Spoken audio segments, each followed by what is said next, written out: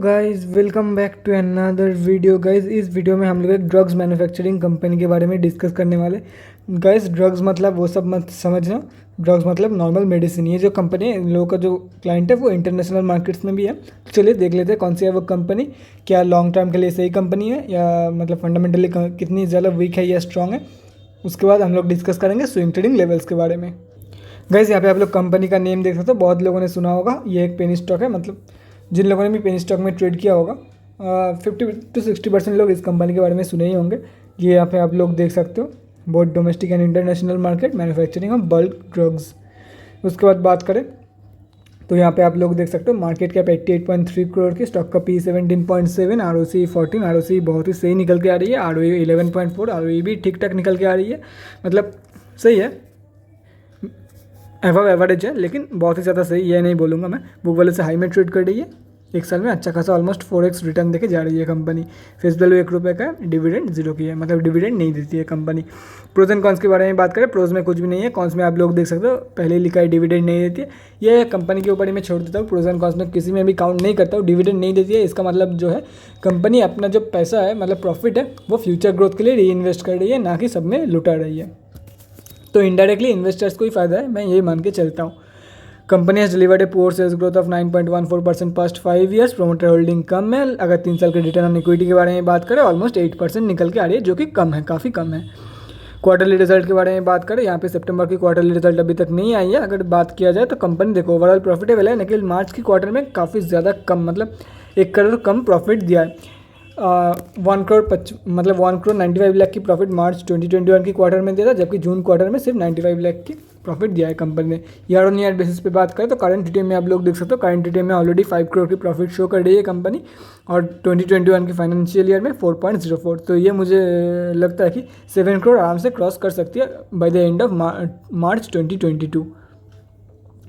उसके बाद अगर बात करें बैलेंस शीट की, तो यहाँ पे आप लोग देख सकते हो कंपनी जो है वो 2021 की फाइनेंशियल ईयर में जो डेब्ट है वो इंक्रीज़ किया है कंपैरिजन में 2020 की कंपैरिजन में। तो फिर भी कंपनी के पास डेब्ट कंट्रोल में है, क्योंकि उसके रिजर्व के कंपैरिजन में बहुत ही ज़्यादा कम नहीं बोलूँगा, लेकिन कंट्रोल्ड में है। कभी भी अगर कंपनी चाहती है तो अच्छा खासा डेब्ट रिड्यूस कर सकती है। लेकिन अगर पास्ट के बारे में बात करें तो कंपनी के पास अच्छा खासा मौका था डेब्ट फ्री बनने की, लेकिन कंपनी डेब्ट फ्री नहीं बनी, मतलब तो आगे भी एक्सपेक्ट मत करना कि कंपनी डेब्ट फ्री मतलब जीरो डेब्ट रहेगी कंपनी के पास, ये एक्सपेक्ट मत करना।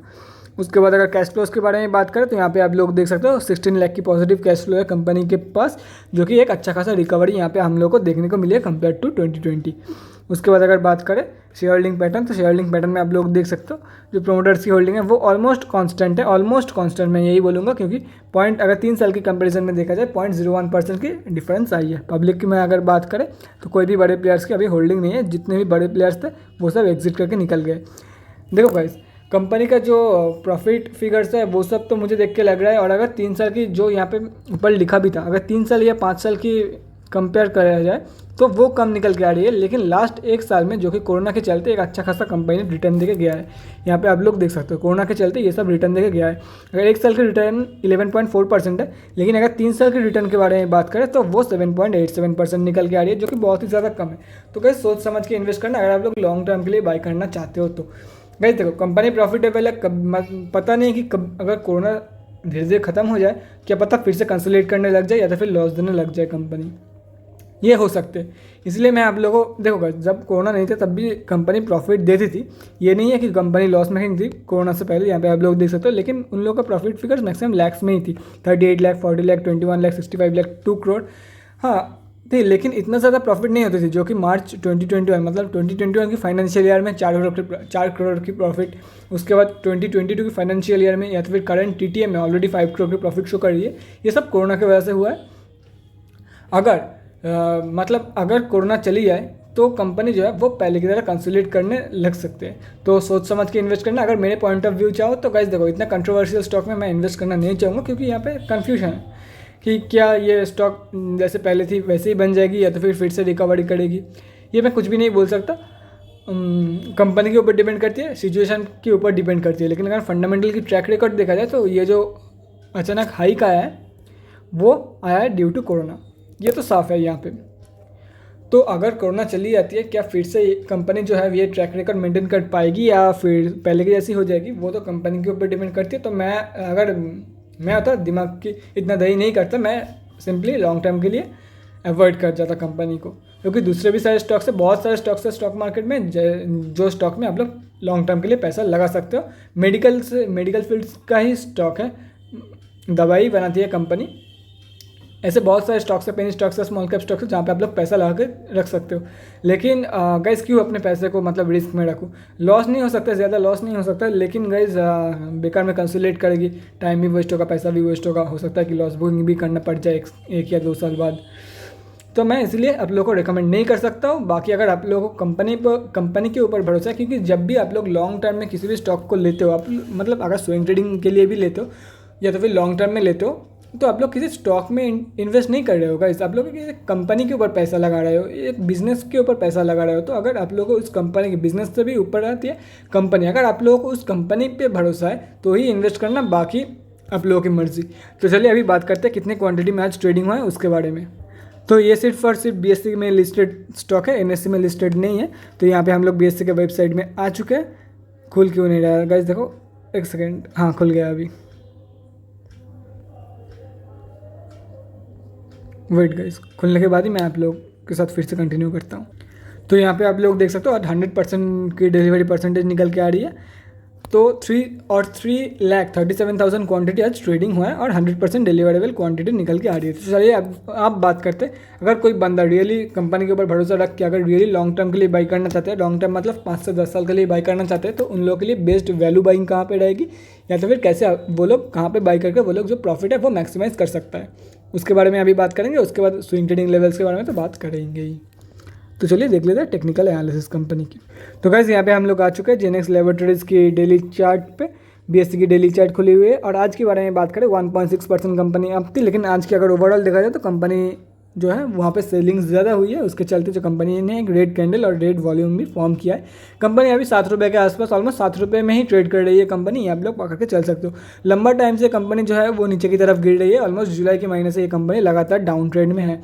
अभी ये देखो यहाँ पे जो ये सपोर्ट के एरिया पे ये वॉल्यूम जो है वो एक्यूमुलेट कर रही है, वॉल्यूम बिल्डअप कर रही है। हो सकता है कि यहाँ से एक सक्सेसफुल बाउंस बैक आप लोगों को देखने को मिल जाए स्टॉक में, क्योंकि जब भी ये स्टॉक नीचे आ रही थी तब भी एक लेवल पे कभी भी ट्रेड नहीं करती थी। यहाँ पे आप लोग देख सकते हो ये जो सपोर्ट एरिया है इसके आसपास भी कंसोलिडेट किया था, लेकिन इतने दिन के लिए नहीं। ये जो सपोर्ट एरिया है इसके आसपास बहुत ही ज़्यादा दिन से कंसोलिडेट करती आ रही है ये वाला स्टॉक। तो हो सकता है कि ये जो स्टॉक है यहाँ पे वॉल्यूम बिल्डअप कर रही है, उसके बाद एक प्रॉपर बाउंस बैक यहाँ से शो कर दे। और गाइज बाउंस बैक और फेक बाउंस बैक, मतलब प्रॉपर बाउंस बैक और फेक बाउंस बैक में गलती मत कर बैठना, क्योंकि यहाँ पे आप लोगों का पैसा ट्रैप हो सकता है। मैं यही बोलूँगा, जब मैं आप लोगों को बाय करने के लिए रिकमेंड करूँगा, मैं यही बोलूँगा कि यहाँ से प्रॉपर बाउंस बैक के टाइम आप लोग बाय करके चल सकते हो for the targets of 9 and 10, ये मैं बोलूँगा। उसके बाद हम लोग एग्जैक्ट लेवल के ऊपर आते हैं। तो आप लोग बहुत सारे लोग, मान लो कि मैं वीडियो यहाँ पे बना रहा था, तो यहाँ पे बहुत सारे लोग क्या करेंगे, गलती करेंगे और यहाँ से बाउंस बैक उन लोगों को लग जाएगा कि यहाँ से बाउंस बैक हो गया और यहाँ पे बाई करके उन लोगों का पैसा फंस जाएगा। तो प्रॉपर बाउंस बैक के बाद ही एंटर करना। यहाँ पे अगर वॉल्यूम के बारे में बात करें तो वॉल्यूम एज सच कोई ज़्यादा नहीं था, और इसमें अगर क्वांटिटी देखा जाए एकदम मतलब डिटेल में जाके तो इतना ज़्यादा कोई क्वांटिटी निकल के नहीं आ रहा होगा। तो इसके चलते इसलिए मैं हमेशा बोल रहा हूँ। अभी आते हैं जो इंपॉर्टेंट लेवल्स। तो गाइज यहाँ से प्रॉपर कंफर्मेशन के बाद ही एंटर करना। हो सकता है आप लोग ट्रेड मत लो, मैं यही रिकमेंड करूँगा। अगर आप लोगों को कंफर्मेशन नहीं मिलती है तो ट्रेड मत लो।